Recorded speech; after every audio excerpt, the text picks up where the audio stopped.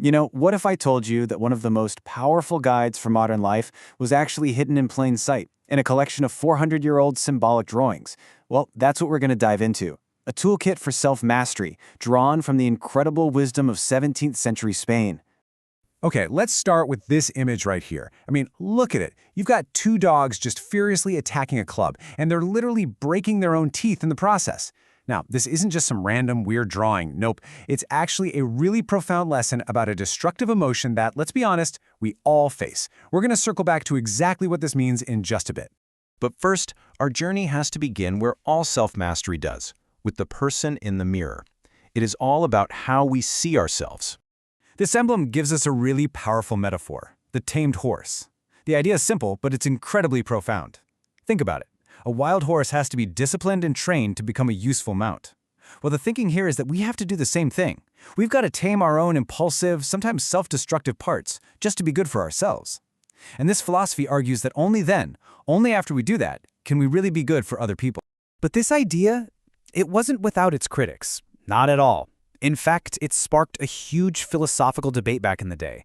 Is self-love the actual foundation of being a good person? Or is it really just vanity in a clever disguise? And this, right here, illustrates the two sides of that argument perfectly. On the left, you've got our tamed horse, which represents the importance of doing that inner work. And on the right, you have the sower, a symbol for the power of what you do externally. So here's the real contrast. One philosophy, the horse, basically says you have to love yourself first to be able to love everyone else. But the other side, with the sower, claims that your true worth comes from your good deeds. Their motto was pretty much, if you want to be loved, you better start loving. They saw all that self-love talk as a one-way ticket to arrogance. But no matter where you land on that debate, there's another internal trap we all have to watch out for. This emblem of a telescope is a big warning. The motto means it enlarges and diminishes. And isn't that the perfect description of how our ego works? It's like this lens that just completely distorts reality. And it makes you ask a really powerful question, right? How often do we do this? We look through one end of the telescope when we're looking at other people, making their mistakes seem absolutely huge. And then we just flip it right around for ourselves, making our own flaws look tiny and miles away. It's a bias that is as old as time itself. All this talk about distorted perceptions leads us directly to our next big challenge, that internal battle against these really powerful, self-sabotaging feelings, like envy and like anger. Okay, so remember our dogs from the beginning? Here's the big reveal. The club they're attacking belongs to Hercules, who's a symbol of virtue and strength. The dogs, well, they represent envy. They're trying with all their might to destroy virtue, but the only thing they manage to do is break their own teeth. The motto just says it all. Envy is its own avenger. It always ends up harming the person who's envious far more than the person they envy. And just like envy, anger is a poison we drink ourselves. This famous quote is the absolute perfect pivot to another destructive force that these 17th century thinkers were obsessed with taming. Here we've got two incredible emblems for anger. On the left, the unicorn. Now its horn is placed right between its eyes, so it's always in its line of sight, a constant reminder of its own destructive potential. Then on the right, you've got a crumbling building, symbolizing that anger ultimately just destroys the self, right from within. The original texts give this absolutely chilling historical example. When an advisor told the Persian king Cambyses that he drank too much, the king became so enraged that, to prove his hand was steady, he shot the advisor's young son right through the heart with an arrow. It is a horrific, unforgettable reminder of where unchecked rage can lead. Okay, so from these really intense internal states, let's kind of zoom out to our external actions and explore one of the most common ways we sabotage ourselves, the unforeseen consequences of making just one single mistake. This emblem is so simple, yet so profound. You drop one stone into a calm lake, and what happens? It creates countless ripples that spread out and disturb the entire surface. The motto, "From one error, many," explains that our mistakes work in exactly the same way.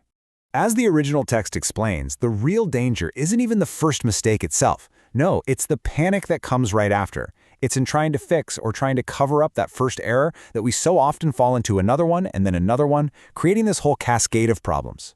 So you can see the whole anatomy of a mistake right here. It starts with just one misstep. Then comes the frantic effort to hide it or maybe lie about it. And that's what leads to the compounding consequences, where the cover-up almost always becomes a much bigger disaster than the original mistake ever was. So if our perceptions can be distorted and our emotions can totally betray us, what's the ultimate tool in our toolkit for self-mastery? Well, the answer might actually surprise you. It's silence. We can see this idea evolve visually. On the left, you've got a wise scholar, deep in thought, which shows that wisdom is born in quiet reflection. And then on the right, you have the literal god of silence, Harpocrates, holding a finger to his lips. It's like a divine command to listen more than we speak. There's this ancient Latin saying that just captures the idea perfectly. It's a witty little put-down for sure, but it has this really deep truth inside it. Sometimes, saying nothing is the absolute most intelligent thing you can do. It preserves the perception of wisdom. And this brilliantly illustrates the ultimate price you pay for failing to stay silent. This is Tantalus, a figure from Greek myth. He was invited to dine with the gods, but he just couldn't resist bragging about their secrets to everybody. His punishment? He was trapped in a lake, forever thirsty, with the water receding every single time he tried to drink. It's a powerful warning that not being able to keep your mouth shut leads to eternal frustration. I absolutely love this quote from one of the original authors. It perfectly summarizes the entire lesson. Fools have their heart on their tongue, and the wise have their tongue in their heart. I mean, wow.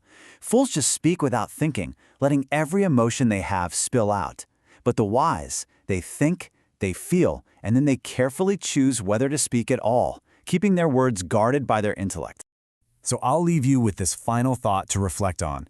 In a world that never, ever stops talking, maybe the greatest act of self-mastery isn't what you say, but what you choose to hold back. Just think about that.